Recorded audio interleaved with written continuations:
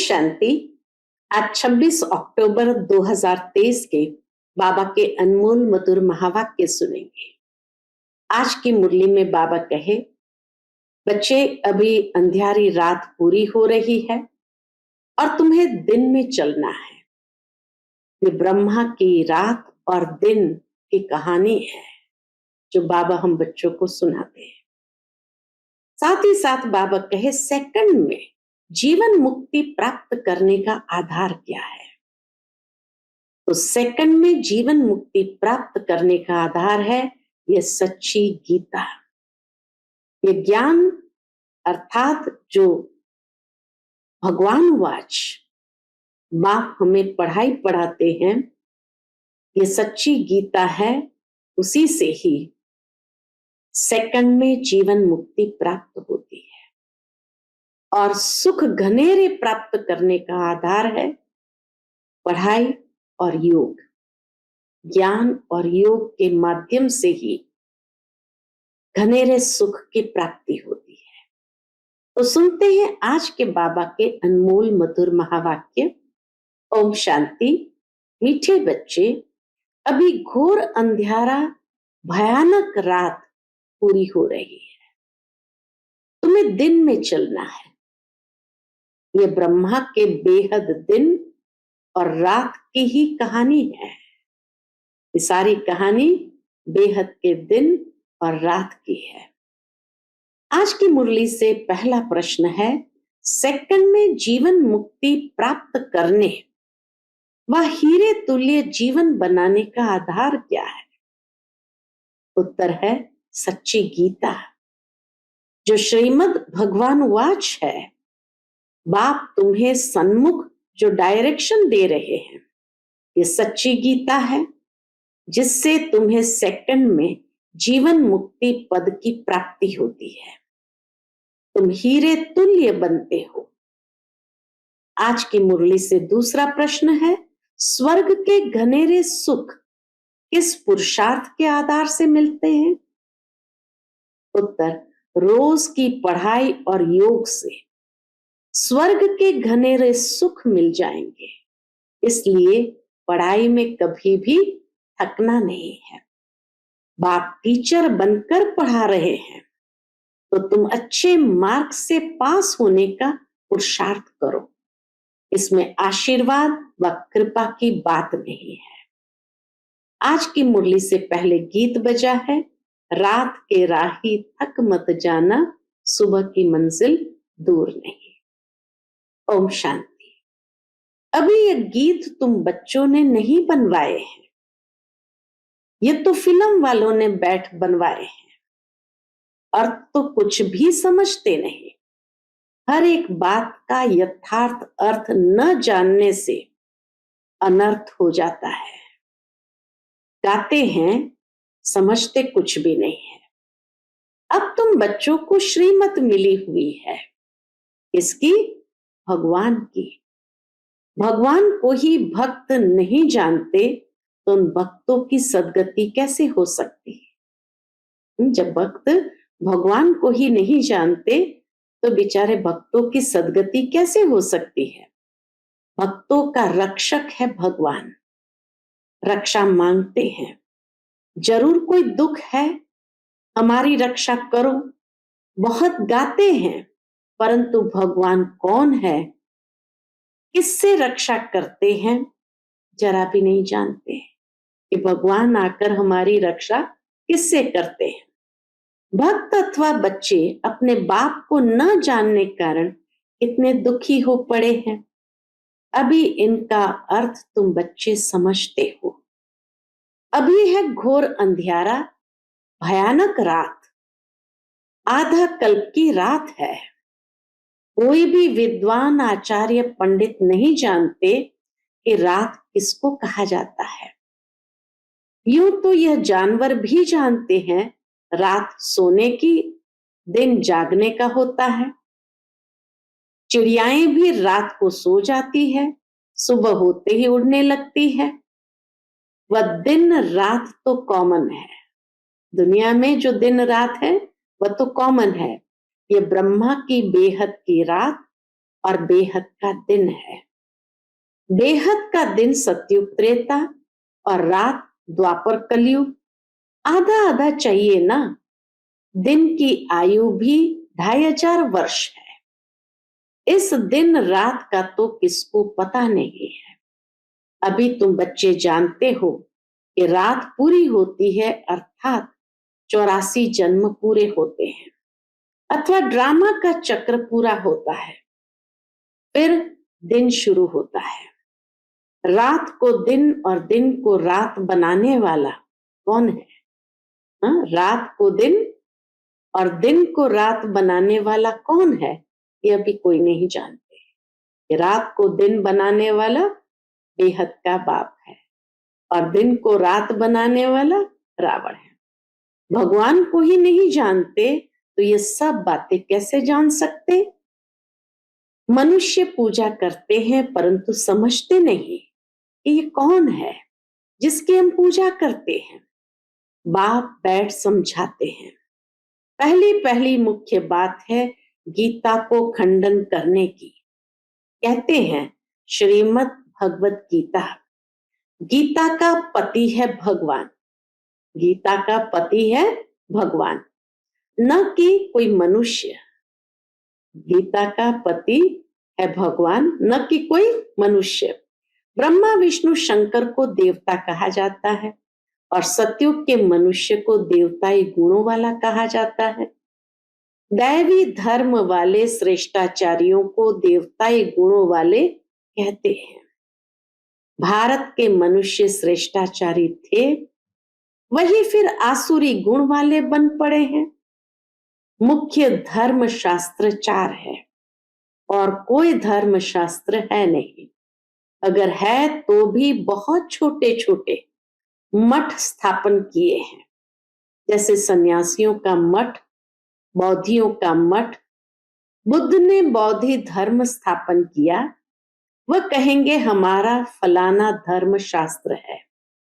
अब भारतवासियों का धर्म शास्त्र है एक, सतयुगी देवी देवता धर्म का शास्त्र है एक। उनको श्रीमद् भगवत गीता कहा जाता है।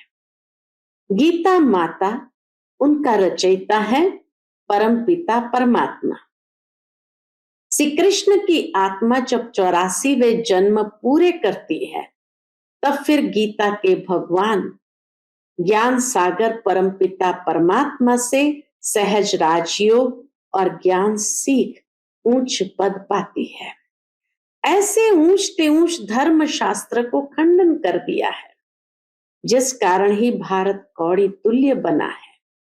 यह भी ड्रामा में एक कज भूल है जो गीता को खंडन कर दिया है। बाप अब जो सच्ची गीता सुना रहे हैं वह निकलनी चाहिए। बाबा कहे ये सच्ची गीता निकलनी चाहिए। सच्ची गीता गवर्नमेंट को छपाना चाहिए। यह है श्रीमद् भगवान उवाच। बच्चों प्रति बाप डायरेक्शन देते हैं। अच्छी रीति लिखना चाहिए, शॉर्ट में। तुम जानते हो सच्ची गीता से सेकंड में जीवन मुक्ति मिल जाती है। बाप का बन बाप से वर्षा लेना है। बीज झाड़ और ड्रामा के चक्र को समझाना है। गाते भी है सतयुग आदि सत है, भी सत, उसी भी सत। झाड़ को जानना भी सहज है, इनका बीज ऊपर में है। ये वैरायटी धर्मों का झाड़ है, इसमें सब आ गए। बाकी छोटी छोटी टालियां तो अथाह है। मठ पंथ बहुत है। भारत का आदि सनातन देवी देवता धर्म है। ये किसने स्थापन किया? भगवान ने, कोई मनुष्य ने नहीं किया। श्री कृष्ण तो दैवी गुणों वाला मनुष्य था। वह 84 जन्म पूरे कर अब अंतिम जन्म में है।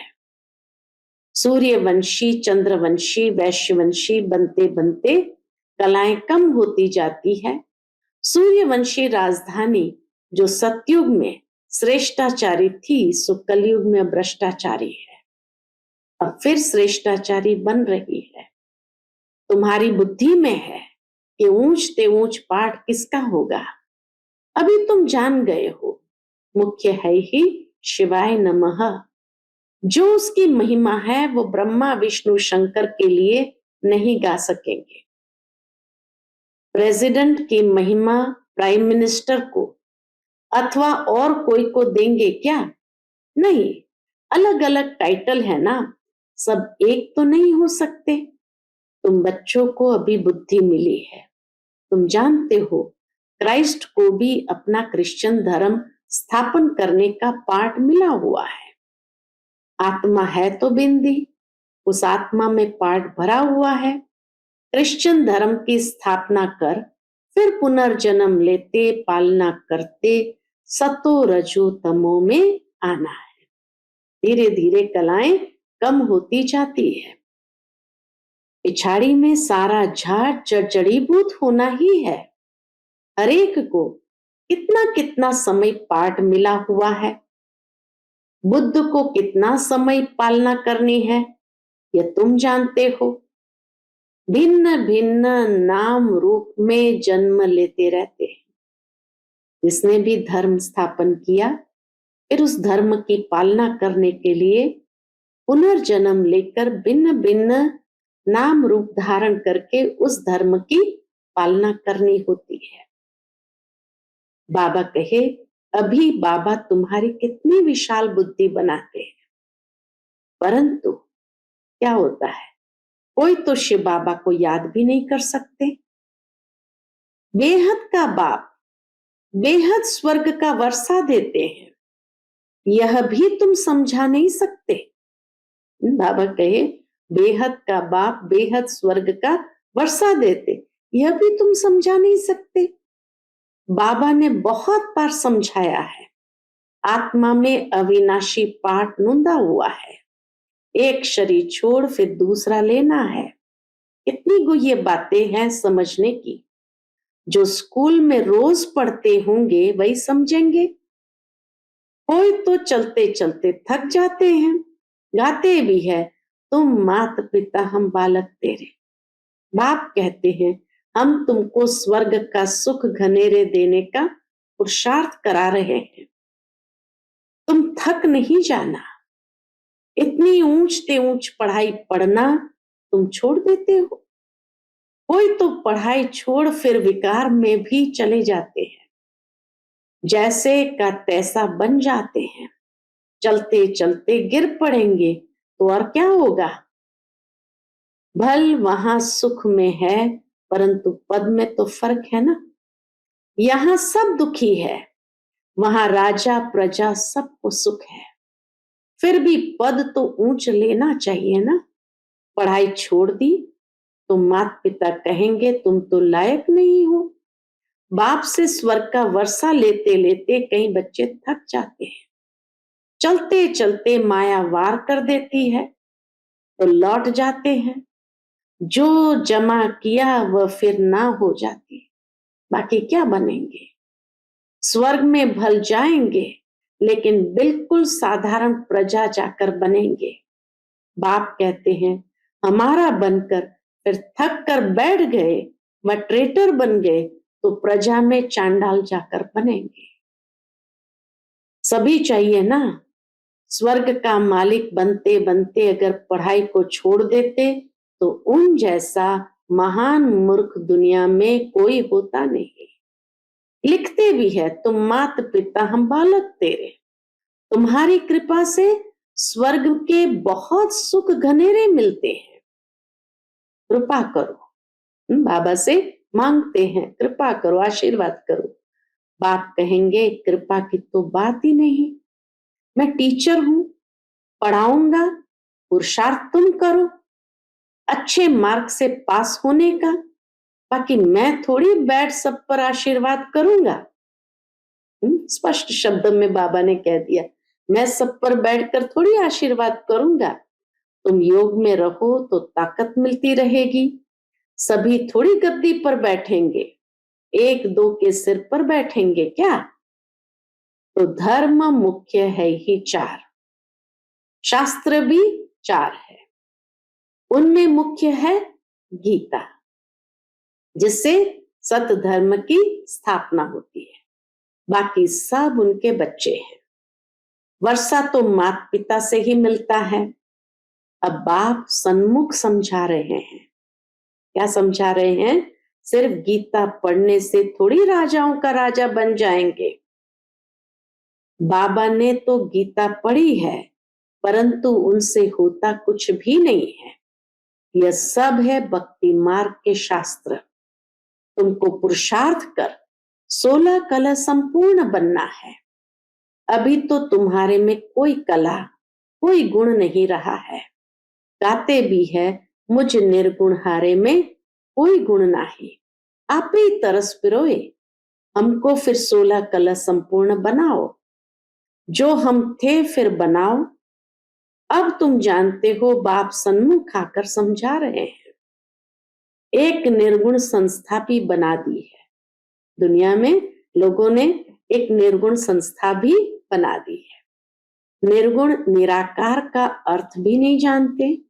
निर्गुण जब कहते हैं परमात्मा की महिमा में भी कि परमात्मा निराकार निर्गुण है, तो निर्गुण का मतलब ये है कि प्रकृति के जो 3 गुण है, सतो रजो तमो, ये तीनों गुणों के प्रभाव से परे है। इस अर्थ में कहा निर्गुण।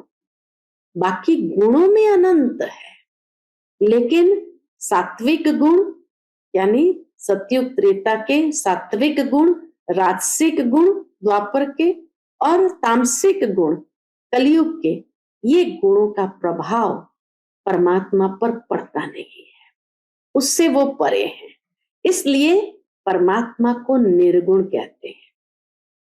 जिस तरह निराकार माना साकार जैसी आकृति नहीं, उस अर्थ में निराकार, लेकिन उनका अपना आकार तो है।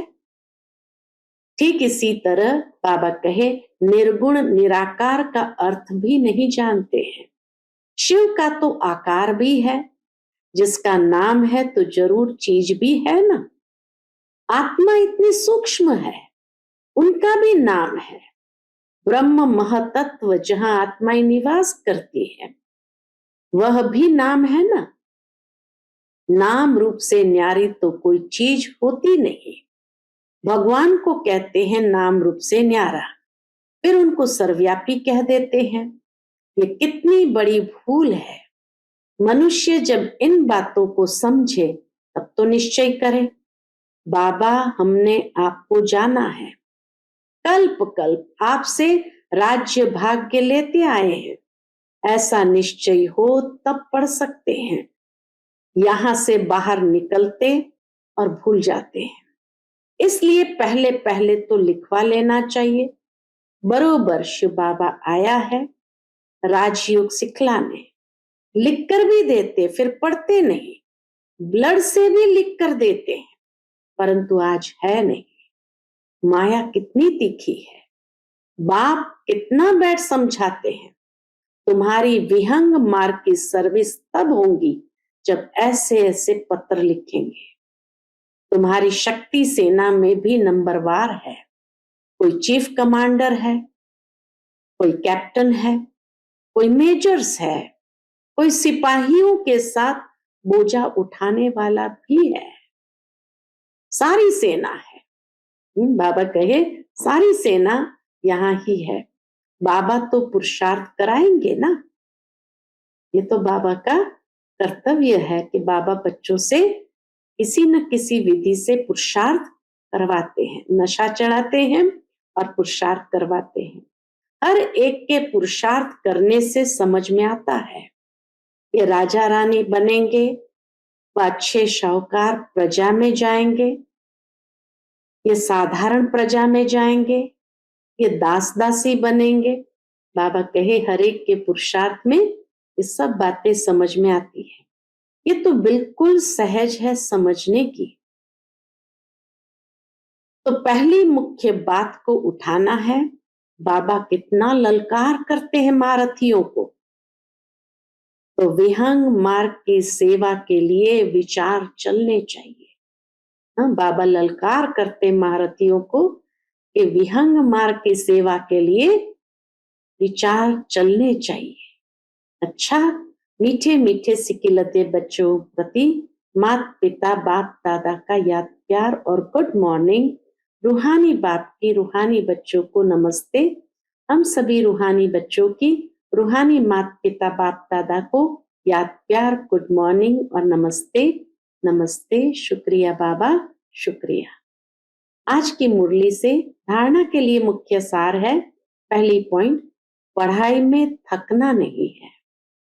ऊंचते ऊंच पढ़ाई रोज पढ़नी और पढ़ानी है। दूसरी पॉइंट, विहंग मार्ग की सर्विस करने की युक्तियां निकालनी है। योग में रह बाप से ताकत लेनी है। कृपा आशीर्वाद मांगनी नहीं है। हम मेहनत करना है, पुरुषार्थ करना है।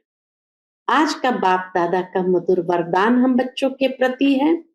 वरदानों की दिव्य पालना द्वारा सहज और श्रेष्ठ जीवन का अनुभव करने वाले सदा खुश नसीब भव। वरदानों की दिव्य पालना द्वारा सहज और श्रेष्ठ जीवन का अनुभव करने वाले सदा खुश नसीब भव। बाप दादा संगम युग पर सभी बच्चों की 3 संबंधों से पालना करते हैं। बाप के संबंध से वर्षे की स्मृति द्वारा पालना, शिक्षक के संबंध से पढ़ाई की पालना और सतगुरु के संबंध से वरदानों के अनुभूति की पालना। एक ही समय पर सबको मिल रही है। तीनों पालना एक ही समय पर सबको मिल रही है। इसी दिव्य पालना द्वारा सहज और श्रेष्ठ जीवन का अनुभव करते रहो। मेहनत और मुश्किल शब्द भी समाप्त हो जाए तब कहेंगे खुश नसीब। मुश्किल और मेहनत शब्द ही समाप्त हो जाए तब कहेंगे खुश नसीब। आज का स्लोगन है, बाप के साथ साथ सर्व आत्माओं के स्नेही बनना ही सच्ची सद्भावना है। बाप के साथ साथ सर्व आत्माओं के स्नेही बनना ही सच्ची सद्भावना है। अच्छा, Om Shanti. Click here to like, subscribe and press the bell icon to stay updated with our latest videos.